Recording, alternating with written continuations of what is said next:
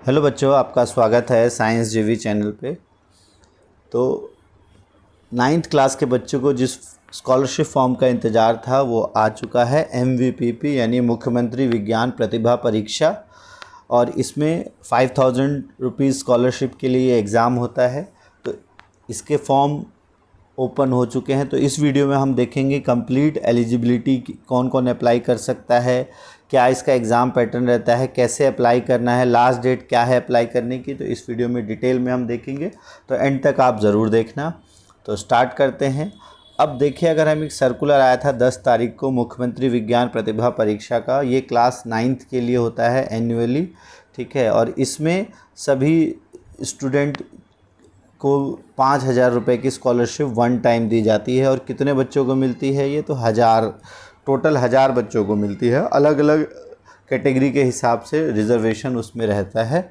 और ये एग्ज़ाम जो है होना कब है? तो ये एग्ज़ाम टेंटेटिव डेट इसकी दी हुई है 16/11/2025, यानी कि 16 नवंबर 2025 को इसका एग्ज़ाम टेंटेटिव है। थोड़ा आगे पीछे भी हो सकता है।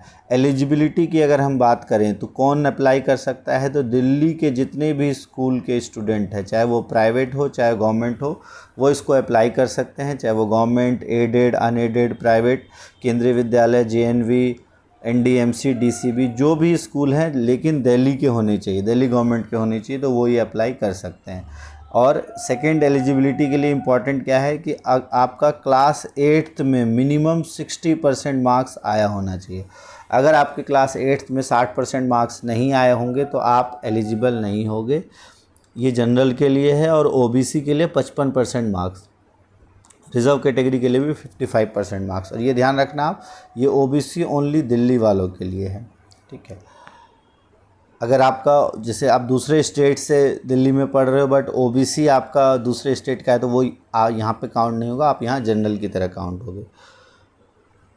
उसके बाद अगर हम बात करें इसके एग्ज़ाम पैटर्न की, तो क्या होता है इसका एग्ज़ाम पैटर्न? तो इसमें आपका 2 पेपर होता है, paper 1, paper 2, mental ability test, scholastic aptitude test. इसमें आपके 100 क्वेश्चन होते हैं 100 मार्क्स का, और 100 मिनट्स आपको ड्यूरेशन दिया जाता है।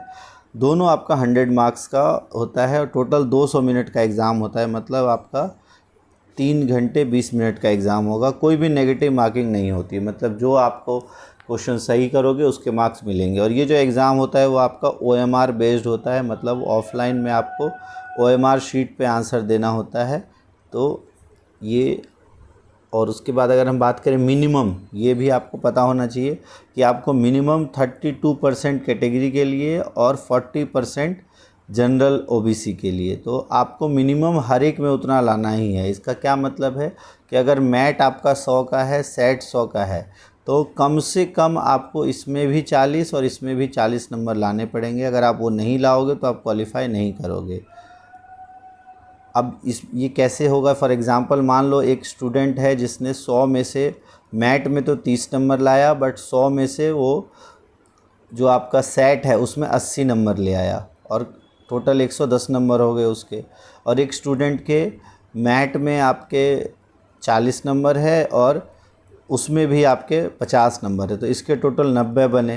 पर कट ऑफ अगर 90 भी रही तो इस स्टूडेंट का सिलेक्शन होगा, इसका नहीं होगा, क्योंकि इसके यहाँ पे 30 मार्क्स ही बन रहे हैं। तो ये इम्पॉर्टेंट है कि आपको कम से कम दोनों में 40 मार्क्स लाने ही हैं, ठीक है। और मेरिट के हिसाब से होगा, कोटा के हिसाब से थोड़े बहुत रिलैक्सेशन रहती है। हर एक कोटा का कट ऑफ थोड़ा जनरल से कम ही होता है। और कैसे अप्लाई करना है अगर हम देखें, तो ये स्टूडेंट आप खुद अप्लाई नहीं कर सकते हो। आपको अपनी डिटेल्स अपने टीचर्स को, क्लास टीचर्स को देना है, और वो रजिस्टर करेंगे। कौन से वेबसाइट पे? वो स्कूल की तरफ से रजिस्टर करेंगे, edudel.nic.in वेबसाइट पे। और ये जो एनरोल करना है, ये डेट कब तक है? तो 11 सितंबर से लेके 4 अक्टूबर तक ये डेट है। बट इसको आप 4 अक्टूबर ना मान के चलो, 11 सितंबर से लेके आप मान के चलो ये 27 सितंबर तक। क्यों? क्योंकि आपका 28 से लेके 2 तारीख तक छुट्टी है, ऑटम ब्रेक है, तो इस बीच में आपके फॉर्म्स नहीं भरे जाएंगे। तो बेटर है कि आप इससे पहले पहले अपने फॉर्म्स फिल कर लो। तो इम्पॉर्टेंट डेट्स आपको याद रखनी है, 11 सितंबर से 27 सितंबर तक आप फॉर्म भर लो। और उसके बाद 11 नवंबर को आपके एडमिट कार्ड जारी होंगे और 15 नवंबर तक आपको मिल जाएगा एडमिट कार्ड। 16 नवंबर को आपका एग्ज़ाम है।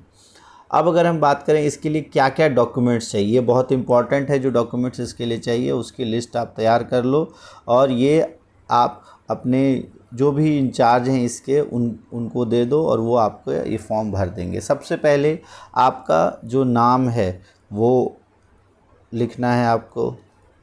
दूसरा, अच्छा ये ध्यान रखना आपका नाम स्कूल रिकॉर्ड और बैंक रिकॉर्ड में एक ही होना चाहिए, आधार कार्ड पे भी वही होना चाहिए।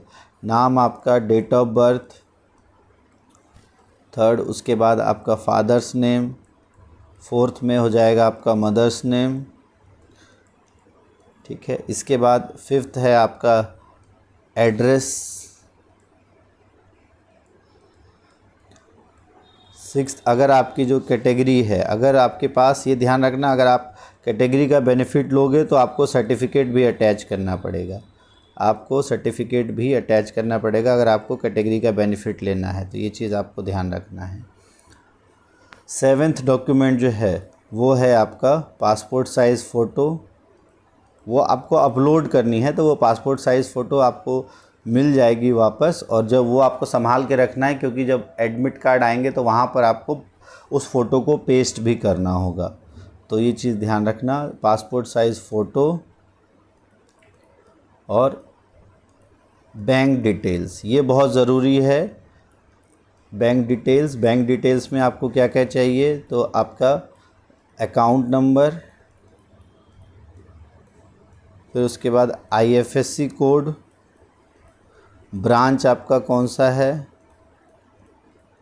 और बैंक कौन सा है, ये 4 डिटेल आपको चाहिए, ये आपको फिल करनी पड़ेंगी। ये बैंक डिटेल्स जो है एक पेपर पे आपको ये लिख के देना होगा। 9th जो डिटेल है वो है आपका ईमेल ID, और 10th है आपका क्लास 8th में आपके कितने मार्क्स आए थे, क्लास 8th में आपके कितने मार्क्स थे उसको परसेंटेज में भी, जो आपके मार्क्स जैसे मान लो आपके 700 में से 450 आए तो 450 मार्क्स, और परसेंटेज में भी जैसे ये हो गया आपका 65%, क्या ये 64% जैसे बना, तो आपको दोनों परसेंटेज और इसमें दोनों में आपको अपने मार्क्स लिख के, तो ये सारी डिटेल लिख के आपको अपने क्लास टीचर को दे देनी है और फिर आपके फॉर्म भरे जाएंगे। तो इम्पोर्टेंट ध्यान रखना आपका नाम, अच्छा आधार कार्ड भी, अगर आपका नाम जो है बेटर रहेगा आधार कार्ड से रिलेटेड हो, और तो आधार कार्ड भी आप दे देना ताकि दिक्कत ना हो वेरीफाई करने में, तो एक आधार डिटेल। तो ये सारी चीज़ें आपको एक पेपर पे नोट करके अपने टीचर को या इंचार्ज को दे देना है। डेट आपको याद रखना है कब से कब तक, तो 11 तारीख से स्टार्ट हो चुका है 27 तारीख तक, तो जितनी जल्दी हो सके इस फॉर्म को फिल कर लो।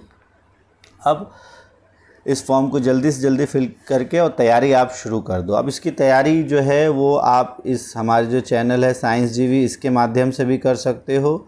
इस पर आपको प्रीवियस ईयर के जो लास्ट ईयर एग्ज़ाम हुआ था उसके पेपर, पूरे सॉल्व पेपर मिल जाएंगे, तो आप इसके प्लेलिस्ट में जाना, मैं उसका लिंक डिस्क्रिप्शन बॉक्स में दे दूंगा।